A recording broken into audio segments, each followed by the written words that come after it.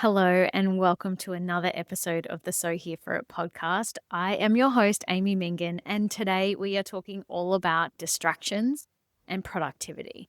Because I don't know about you, but the multitasking, when I started getting rid of the multitasking, the thinking that I had to do everything all at once, my whole life changed. And I want to give you some really practical strategies that I use in my everyday life in order to step forward with productivity but also satisfaction by the end of the day.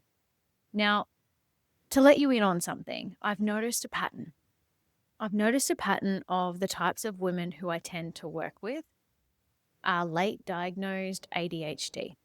And I don't think that it is a coincidence that there are so many women needing more help with their productivity. When you think about the actual workload that we really have, if you're somebody who is a business owner, you're somebody who cares about your health, so you do things for yourself every day. You're somebody who might have a partner, who might have children, who might have a part-time job. You might have so many other people in your life that you're already looking after. And then we add that all into a daily sense. How many messages do you get?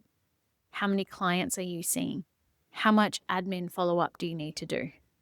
And then put on top of that your creation time, putting things out on social media, making sure that that form gets in on time for that child's sports event. There is a lot going on inside our brains and inside of our nervous systems at any one time. Now, there's something that I really want to get clear here. And there's something about when people come and say to me, oh, I just get into fight or flight really easily. Oh, I'm such a procrastinator. I don't think it's actually your fault. I think that what we have a lack of in our world, it's not a lack of you being able to do things because you're actually very, very capable. Let me start with that. You're such a capable person and you can handle a lot on your plate. But what makes you feel dissatisfied and unproductive is actually not having systems in place that support you. And this is where I feel my gifts have come through because I've had to figure out a whole lot of systems for myself, for my own business, being a mum, being a wife, having multiple businesses at times in my life. I think the most that I had running at any one time was 8. I know it is a lot. I now have just 2 sides of my business now, and even that is a lot sometimes. But I want you to consider what systems do you currently have set up inside of your life so that you stay on top of things? Because often when I say that to people, they don't have an answer. They're like, oh, well, I just do things on the fly. I just remember things. Oh, I got a note section in my phone. But can I just say this?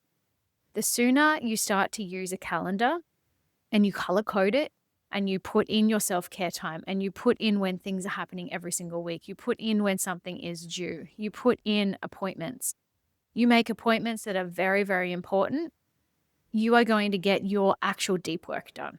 And we're going to get into deep work in just a minute. But I want to talk to you about what actually happens in our brain when we've got lots on our plate. Because there is actually a cost to our nervous system.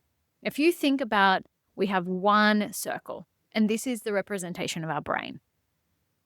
And you color in that circle with the different things that go on each day. You might have a chunk here for food prep, a chunk here for exercise, a chunk here to play with the kids, a chunk here to do pick up and drop off, a chunk here to spend with your partner, friends, messages, clients. You get the gist, right? Your plate is absolutely full. How often are you switching from task to task? Because it takes a whole lot of your cognition inside your brain. So you think about when you're going from different parts of the brain to another, switching from one task to another, getting distracted by a notification, getting distracted by a person. I can get so frustrated because where I currently am is inside my house. But if somebody comes into my house, I get distracted. And so I can get so frustrated some days because I just get into the vibe of something and then somebody needs me. Somebody asks me a question. And the distractions are real, particularly during school holidays, right? And I don't want to be mean to the kids and be like, get out of here. But also, like, I need to be able to focus on my work and get at least some things done that are going to move the needle forward, right?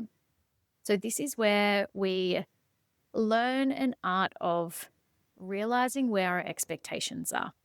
Because I think that a lot of the time we plan to get a lot done. We might have a huge to-do list, for example, but on the to-do list, there's a whole lot of what I call shallow work. And very rarely do we actually get to the deep work, when what we really need to do is the deep work first, utilize what I call flow state, and then get into the shallow work later when we don't need as much cognitive ability to get through that stuff. So let me give you some examples. Today, my one deep work task, I've got two actually. I had some client work to do in the morning, which I batched together because it's similar things. So when my brain is in a similar vibe, I am so much more productive because I'm in that same mode. So I am following up with one-on-one clients. I'm following up with people in the mastermind. I'm chatting to people on social media. It's very social for me, and I'm mapping all of those things all in together. That's one session for me. I had some lunch, and now after lunch, I'm recording this podcast. That's my other deep work session for today. They're my two major things that are on my list that I need to get done, that are considered deep work, and I need to be in a flow state and focused for. Other things that will come in outside of that I would say are more shallow work is I'm going to go later on and create some content.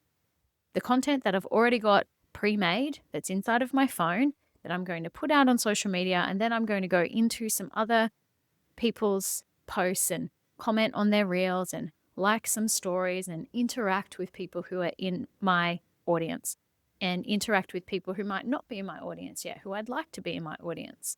So that's more shallow work for me. It still requires some brain power, but it doesn't require me to be 100% focused and go into a flow state for. Now, for you, it might not be a podcast. It might be you might need to go into a flow state in order to sit down and plan out your reels for the week and plan out your carousels for the week and do up treatment plans and send out some really big emails to people. But generally speaking, this is true stats here. 68% of people say their biggest distraction is their emails. And I got this off Huberman Lab. He says that when we are distracted, we go looking for things. We look for this cheap dopamine, but we don't actually get what we're looking for. And so we keep looking for it. So the same thing goes. If you get into a bit of a scrolling habit and you pick up your phone randomly, you just notice you're in a flow state and then all of a sudden you're looking for your phone to pick it up to distract yourself. This is just a cognitive bias playing out in the background that's asking for more dopamine. But it's paradoxical because what you're looking for is a hit of dopamine that's going to give you a rush. But what you get is just some like stock standard thing, like a normal email from like, I don't know, for me, it might be someone's Substack that I'm not ready to read right then and there. So then I just leave it, or I have to mark it unread and then I have to go back to the thing. But it's going to take me another 20 minutes to get back into flow state. So if you're doing this 68 times a day, can you see, and this is literally the stats, by the way, if you're doing that 68 times a day, can you see how maybe you're not ever getting into your deep work? That might be why you haven't ever created your package. It might be why your social media hasn't hit the numbers that you would like it to hit. It might be why you haven't sent out that invoice even though you know that person needs to pay you. It might be why you haven't created all the videos for an online course that you might have started, or you might not have gone and learnt the thing that you want to go and learn. There's so many bits and pieces to our distractions that just like we're bombarded by information every single day, but it's not just the stuff that we consume. It's also the stuff that's actually happening in our everyday life. So I want to give you some really practical advice now, okay? We are very clear about how distracted we are. And I am definitely still in this category. I'm not perfect and I'm not out of Distractionville by any means. I can get distracted. I can go into a scroll hole. I can lay flat on the couch and not be able to work some days. This happens. We're human, right? But what I want to do is give you some really, really practical tips so that you can go, okay, this is actually a good plan and I'm going to go with it. So number one, I want you to put things into a calendar. I personally use Google Calendar. You use whatever calendar you want. Some people want to use a paper diary. Do that. I've got all of mine inside my phone, which syncs to my computer, which syncs to my watch.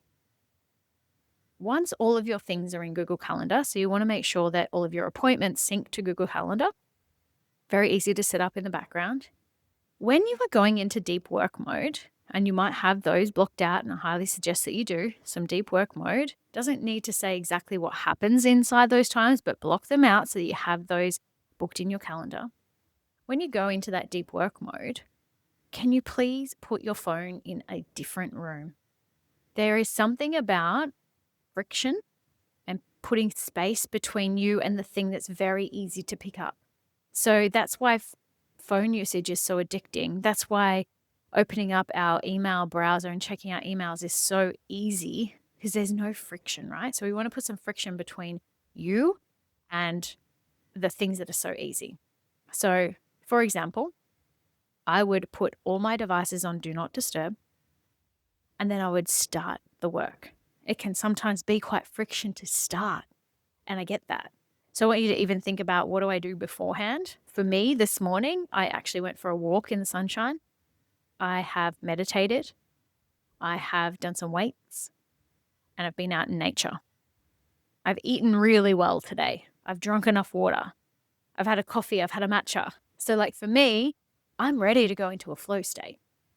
But I want you to figure out what brings you into a flow state. Now, you'll know that you're in flow because you actually can be in your prefrontal cortex and be focused.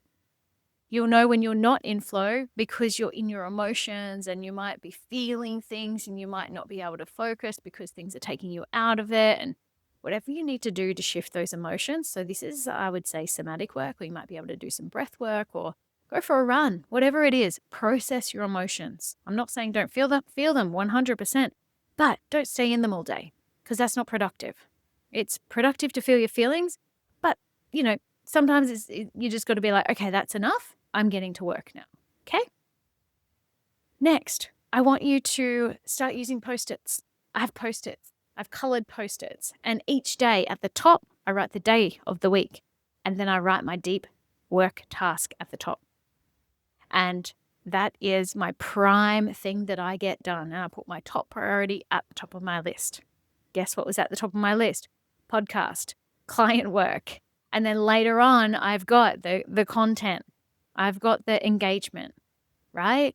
So you just want to have this thing so it's very clear. It's right in front of you. Make it pretty if you need to. Mine are always on different colored Post-its, so it grabs my attention. And I actually use a Sharpie, like a permanent marker on it, so it stands out compared to a pen.